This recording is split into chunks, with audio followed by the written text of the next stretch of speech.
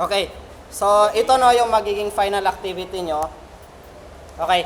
So, first, meron tayo nitong launcher na to.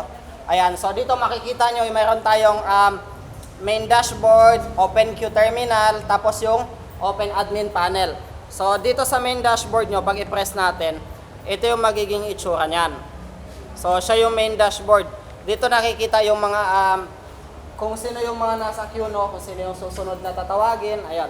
So, dito meron tayong ongoing, no?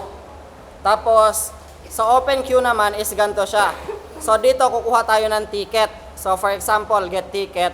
Ayan. So, meron tayong ticket A002. Kasi meron na tayong A001 na nag-exist.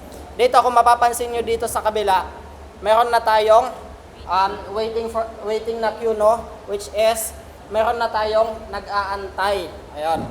And dito sa admin natin, ayan. So, meron tayong simple admin, no? So, admin. Okay. So, ganito yung magiging itsura niya. So, dito, waiting queue. Nandyan yung mga nag-aantay, no? Tapos, dito, kung sino yung nakaserve. And then, may mga buttons tayo dito. Magtawag ng next, pwedeng i-skip, pwedeng complete. So, for example, complete natin yan. So, meron na tayong total dito na serve. Tapos, sa queue natin, sa tinatawag natin, no, ongoing is, wala na siya. So, ang mangyayari, call tayo ng next. Ayan, so nandito na siya. Yes, parang sa hospital.